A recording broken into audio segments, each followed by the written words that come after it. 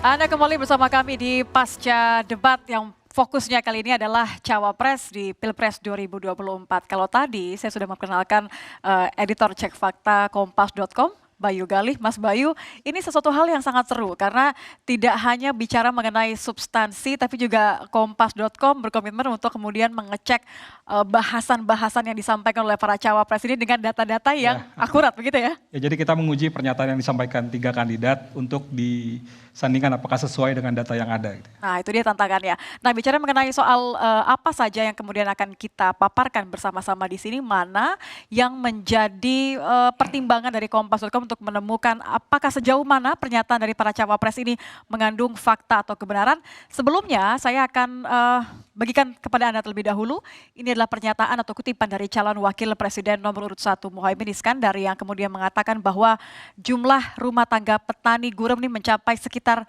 16 juta. Ditahan dulu senyumnya Mas Bayu karena kita akan bahas nanti bagaimana faktanya terkait dengan pernyataan dari Muhaimin Iskandar setelah pernyataan yang satu ini.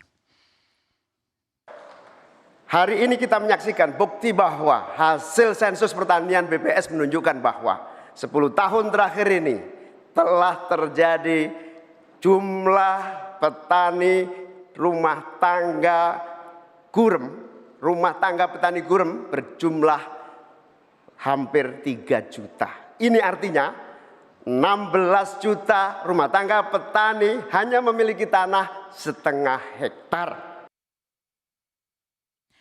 Tadi pernyataan dari para cawapres ini kemudian diolah bersama-sama di war room ya. Boleh diceritakan lebih dahulu Mas Bayu bagaimana kemudian prosesnya ketika saat seorang cawapres menyebutkan statement tertentu, kemudian tim dari cek fakta kompas.com juga langsung mengeceknya berdasarkan data-data yang ada.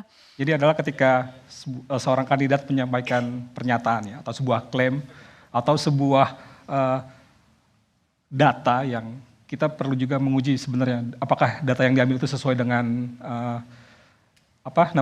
yang ada di fakta yang ada sebenarnya gitu ya. Karena biasanya klaim itu bisa disampaikan tapi tidak banyak yang mau mengecek apakah sesuai dengan datanya gitu ya. Ini juga tadi menarik ketika berada di war room bersama dengan cek fakta kompas.com adalah beberapa data yang menjadi referensi atau kita mencocokkan begitu ya, dari cek fakta mencocokkan berdasarkan katakan saja Kementerian Kehutanan misalnya begitu. Ini ada suatu hal yang juga menjadi tantangan nampaknya ya. Iya memang kita bagaimanapun juga kan yang punya data resmi itu pihak-pihak seperti kementerian atau BPS dan segala macamnya. Jadi kita masih merujuk data itu juga meskipun kita juga menggunakan data-data yang di luar pemerintah seperti organisasi masyarakat sipil, NGO dan lain-lainnya. Oke, berarti yang satu ini tadi kan sudah saya bocorkan sedikit ya pernyataan yang akan kita cek faktanya. Pernyataan dari cawapres nomor urut 1 Muhaimin Iskandar terkait dengan jumlah petani gurem.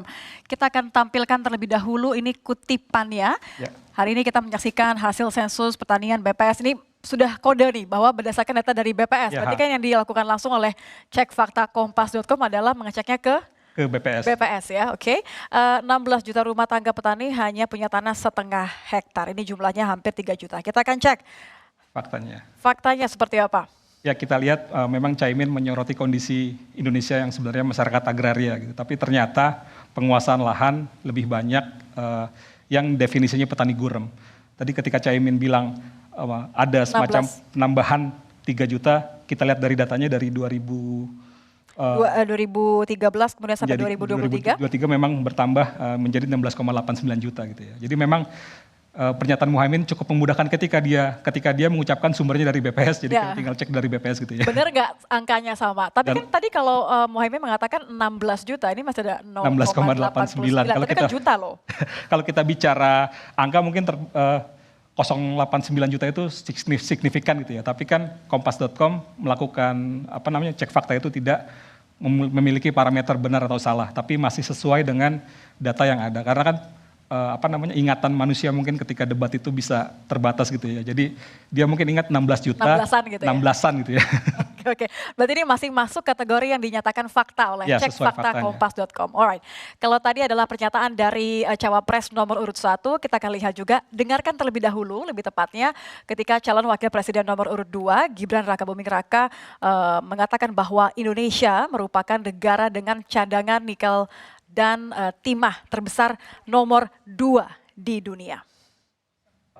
Kita harus bersyukur Indonesia memiliki sumber daya alam yang sangat kaya.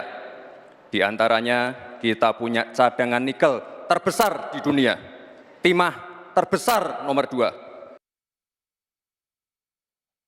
Kira-kira sesuai Kak dengan data kemudian yang ditemukan oleh cekfaktakompas.com. Kita akan lihat kembali, ini adalah kutipan dari pernyataan Gibran Rakabuming Raka.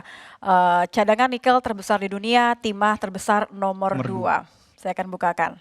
Ya kalau kita lihat datanya memang masih sesuai data yang ada gitu ya. Bahwa memang Indonesia punya cadangan nikel besar. Makanya ketika sekarang fokus kendaraan listrik itu juga membutuhkan banyak bahan daya nikel. Ternyata memang cadangan nikel kita memang ada 21 juta metrik ton. Itu kurang lebih sama seperti yang dimiliki Australia, tapi masih dalam skala yang terbesar gitu ya. Oke, tapi kalau timah bagaimana? Tadi kan disebutkan juga bahwa masih terbesar. Kalau timah memang sesuai dengan pernyataan Gibran, sesuai datanya gitu kan, bahwa dari sumber Kompas ID, cadangan timah kita itu masih terbesar tapi masih di bawah Cina. Jadi tetap nomor 2 benar ya? Terbesar di dunia. Oke, berarti pernyataan Gibran mengenai cadangan nikel dan timah Indonesia terbesar di dunia dan nomor 2 terbesar di dunia ini dikategorikan sebagai sesuatu yang benar atau masih fakta. Sesuai faktanya. Sesuai dengan fakta. Nah, yang terakhir kita akan dengarkan juga pernyataan dari calon wakil presiden nomor urut 3, Mahfud MD, yang mengatakan bahwa sumber daya alam Indonesia ini sangat kaya, tapi pangan belum berdaulat. Sehingga petani makin sedikit memiliki lahan pertanian, tapi subsidi pupuk semakin besar. Saudara, sumber daya alam kita sangat kaya, tapi pangan belum berdaulat. Petani makin sedikit, lahan pertanian makin sedikit, tapi subsidi pupuk makin besar. Benarkah demikian? Dari kutipan pernyataan Mahfud MD yang menyebut bahwa sumber daya alam Indonesia ini sangat kaya tapi pangan belum berdaulat. Saya rasa ini adalah kata kuncinya yang kuncinya berdaulat ya. Dicari ya. Ya. Apa sih definisi berdaulat, Jadi, kemudian bagaimana faktanya? Kalau kita bicara berdaulat berarti kita bisa menghasilkan pangan dari swasembada lah misalnya ketika zaman Orde Baru dulu. Tapi kita lihat ketika kita bicara berdaulat berarti apakah kita mengimpor dari luar, itu juga. Makanya kita ngecek seperti apa jumlah data impor pangan ya, terutama beras. Karena kan kita semestinya negara agraria menghasilkan beras ya. Tapi kita lihat data impor beras itu justru tertinggi dalam 5 tahun terakhir. 2023 itu ada 3,06 juta ton ya.